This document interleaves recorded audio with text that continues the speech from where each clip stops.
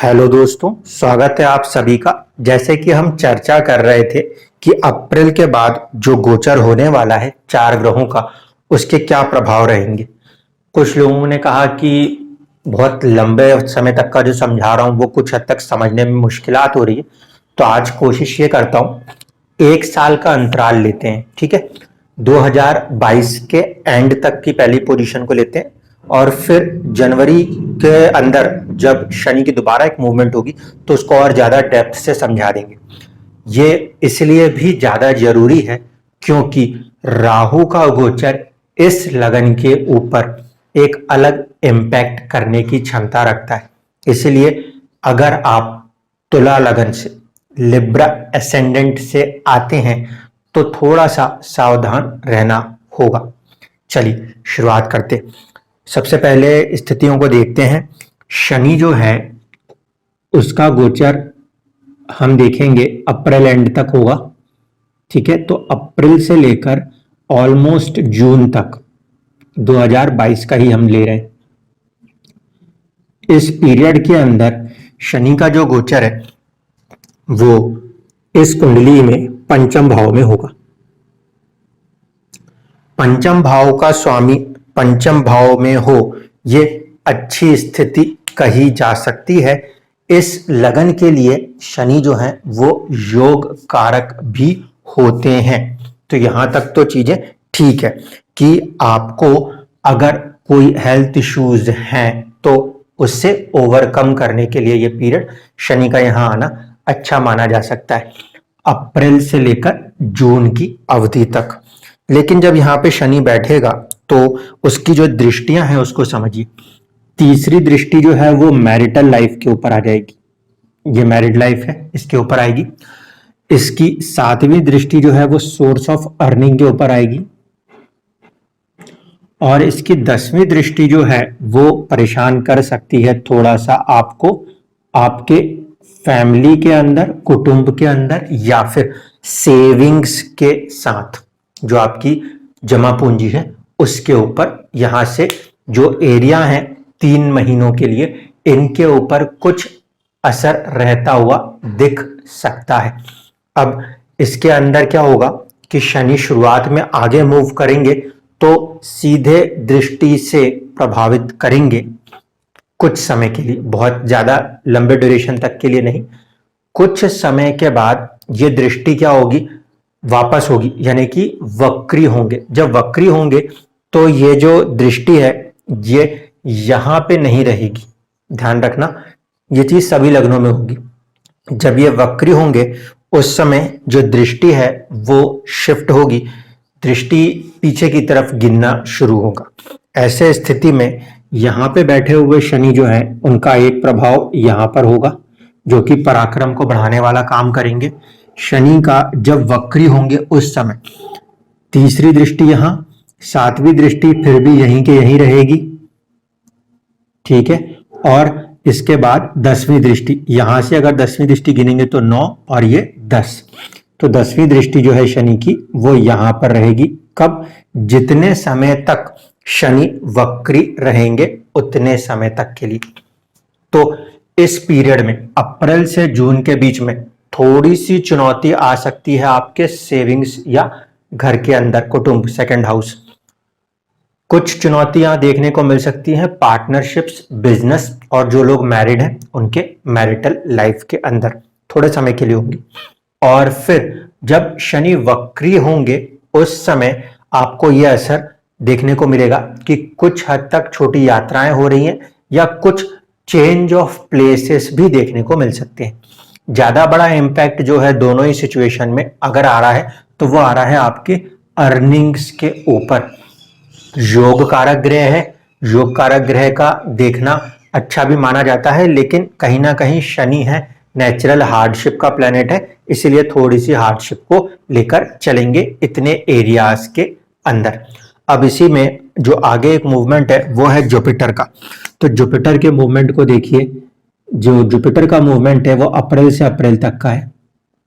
अप्रैल से अप्रैल, ये 2023 और 2022 से। गुरु जो हैं वो यहाँ पे बैठेंगे छठे भाव के अंदर, छठे भाव के स्वामी भी हैं वो, ये एक अच्छी बात है।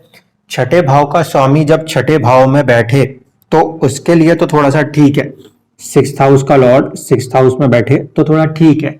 यहाँ पे आपको हेल्थ पे ज्यादा ध्यान देना पड़ेगा, इस बात को ध्यान रखिएगा, क्योंकि छठे का स्वामी छठे में आएगा तो एक्सीडेंट को भी बढ़ाने की संभावना रखता है, इस कारण से थोड़ा सा हेल्थ पे ध्यान देना होगा। यहाँ पे बैठे हुए गुरु की दृष्टि जो है ये आपके स्टेटस को राइज करने के लिए अच्छा मानी जाएगी। यहाँ पे बैठे हुए गुरु की दृष्टि जो है ये धन में वृद्धि करने का प्रयास करेगी, कुटुंब के साथ चीजों को संभालने का काम करेगी। तो जो अप्रैल से लेकर जून तक की अवधि है इसमें थोड़ा सा संघर्ष रह सकता है, लेकिन जब शनि वक्री होंगे तो यहाँ पे ये संघर्ष खत्म होगा, किसी नए चीजों के बदलाव देखने को मिलेंगे। इसके साथ साथ राहु का भी गोचर है, उसको भी साथ में लेते हैं। राहु केतु के जो गोचर हैं वो आपके अप्रैल से चलेंगे और ये 1.5 साल के होते हैं, तो तकरीबन सितंबर अक्टूबर के आसपास ये आपको मिलेगा 2023 तक, 2022 से। इसमें ध्यान रखना होगा सबसे ज्यादा, क्योंकि राहु यहां पे आएंगे आपके 2 नंबर से चल रहे हैं वो, ठीक है, आज की तारीख में यहां से उठ के वो आ जाएंगे आपके लिए 7th हाउस के अंदर। यहां पे जब राहु 7th हाउस में आएंगे, ठीक है, तो ध्यान क्या रखना है, राहु 7th हाउस में हो और अगर उसकी दशा चल रही हो तो 2-3 चीजों के ऊपर वो हो सकता है। एक, ये हाउस ऑफ मैरिज है, दूसरा ये चोट के लिए भी, क्योंकि 2nd और 7th जो है इन्हें हम कहते हैं मारक स्थान। तो देखिए छठे भाव का स्वामी छठे में है, राहु अगर दशा में चल रहा हो और वो 7th में चल रहा हो तो हम ज्यादा सेफ्टी की बात करेंगे कि आपको अपने हेल्थ के साथ प्रिकॉशन रखना है। अगर आप मैरिज वाले एजेस में चल रहे हो तो हो सकता है 1.5 साल के अंदर यदि आपकी दशाएं चल रही हैं तो फिर शादी भी हो जाए, ठीक है, इस चीज को ध्यान रखिएगा। उसके लिए सूर्य और चंद्रमा बहुत सारी चीजों को देखना पड़ता है, इस कारण से कह रहा हूं मैरिज के लिए। लेकिन राहु 7th हाउस में आने से और राहु का यहाँ पे 1st हाउस को देखना, ये हेल्थ को बचाने का काम तो करेगा, लेकिन 7th हाउस में बैठ के जब कोई ग्रह चल रहा हो, इसीलिए फिर से कह रहा हूं अगर दशा अंतरदशा है तो थोड़ा सा सतर्क रहिएगा कि चोट वगैरह में ना आए, बस इतना ध्यान यहां पे रखना होगा। केतु जो है वो गोचर में आपके लगन के ऊपर विद्यमान रहेंगे, यहां पे आपके केतु की मौजूदगी रहेगी। दृष्टियों की बात करें तो राहु की दृष्टि जो है वो इस भाव के ऊपर आएगी, लाभ भाव, और साथ साथ आपके पराक्रम पे आएगी, ठीक है, यहां पे एक दृष्टि नेचुरल होगी। केतु की जो दृष्टि है वो पंचम पे आएगी और केतु की एक दृष्टि जो है वो नवम पे भी आएगी। तो कुल मिला के यदि हम कहें तो हम ये कह सकते हैं कि यदि आपका तुला यानी कि लिब्रा लगन है तो एक संभावना ये हो सकती है कि कुछ चीजें संतान से जुड़ी हुई, शिक्षा से जुड़ी हुई या प्रेम से जुड़ी हुई, इसके ऊपर कुछ इम्पैक्ट देखने को मिल सकता है। शनि और केतु हैं थोड़े से प्रभावित करने वाले ग्रह हैं, दूर करने वाले ग्रह हैं, तो यहां से थोड़ा सा मनमुटाव की स्थितियां भी बन सकती हैं, यहां सतर्क रहना होगा।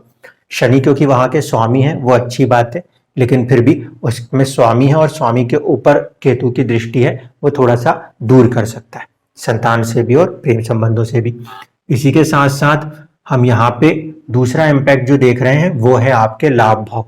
तो अचानक से लाभ की स्थितियां भी बनेंगी, लेकिन कुछ ना कुछ उसमें चुनौतियां शनि की दृष्टि, शनि के नेचर के कारण भी देखने को मिलेंगी।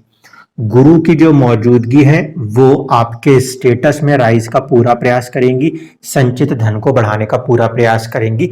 ये गुरु और राहु के फैक्टर जो हैं ये आगे तक चलते रहेंगे, लेकिन शनि जो है, शनि वापस पीछे हटेंगे ऑलमोस्ट जुलाई से। शनि जो है ये जुलाई के आसपास 2022 से लेकर दिसंबर 2022 तक इनकी जो मूवमेंट है वो यहां से हट जाएगी। जब यहां से शनि हटेंगे तो इसका मतलब है कि इनकी जो दृष्टि प्रभाव है वो भी इन जगहों से हट जाएगा। ठीक है, यहां से शनि का प्रभाव खत्म, यहां से खत्म, यहां से भी खत्म और यहां से भी खत्म। अब इसका इम्पैक्ट कहां पर आएगा, अब इसको देखिए। यहां पे आपको ज्यादा केयरफुल रहना चाहिए। जब शनि यहां बैठेंगे तो वक्री होकर जाते वक्त उनकी दृष्टि अभी भी वक्री होकर जाते वक्त पीछे की तरफ देखते हुए जब जाएंगे उतने समय के लिए शनि की दृष्टि यहां पे रहेगी। ठीक है, ये सेविंग्स वाली चीज है जिसमें कुछ होता हुआ नजर आएगा।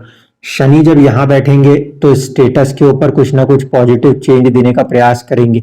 ठीक है, वक्री दृष्टियों के साथ की बात कर रहा हूं, तीसरी, सातवीं और 10वीं। तो 10वीं दृष्टि जब आएगी वो 10वीं दृष्टि फिर यहां पर आएगी, वक्री होकर जब जाएंगे तब। ठीक है, ऐसे परिस्थिति में मैरिटल लाइफ, अगर मैरिड है तो मैरिटल लाइफ में कुछ चुनौती आ सकती है, उसके लिए थोड़ा सा मेंटली प्रिपेयर्ड रहना पड़ेगा। ये चीज आपको जुलाई, अगस्त, सितंबर इसके बीच में देखने को मिल सकती है। ये वक्री दृष्टि है। ठीक है, तो यहाँ पे कहाँ पे आपको केयरफुल रहना है, थोड़ा सा फैमिली के अंदर और थोड़ा सा मैरिटल साइड पे या दूसरों के साथ पार्टनरशिप्स के अंदर थोड़ा सा सावधान रहना होगा। इसके बाद जब शनि यहाँ पे वक्री होके वापस से क्या होते हैं, वो सीधे होना शुरू होते हैं। ऐसे स्थिति में जो दृष्टियां हैं वो देखिए कहां कहां जाएगी। ऐसे में शनि की दृष्टि जाएगी इस भाव पे, जब वो वापस से सीधे होके देखेंगे उस समय छठे भाव पे दृष्टि देंगे, फिर लगन के ऊपर भी दृष्टि देंगे और सातवीं दृष्टि यहां पे रहेगी, जॉब एंड स्टेटस के ऊपर रहेगी। तो यहां पर आपको थोड़ा सा सतर्क रहना होगा। ठीक है, यानी कि हम ये कह सकते हैं कि जो साल का एंड है, जुलाई, अगस्त या उसके आगे से लेकर दिसंबर तक के पीरियड में थोड़ा सा सावधान रहिए, क्योंकि देखिए शनि रोग का कारक है, यहाँ पे छठे भाव में रोग का स्वामी भी बैठा है और वो इसके ऊपर दृष्टि डाल रहा है। अगर आप कॉम्पिटिटिव एग्जाम्स में हैं, कॉम्पिटिटिव एग्जाम्स में हैं, तब तो ये पीरियड हम कह सकते हैं कि अच्छा जाएगा। अन्यथा छठा भाव जो है वो चोट भी दे सकता है, रोग भी दे सकता है, उससे थोड़ा सा सतर्क रहिएगा।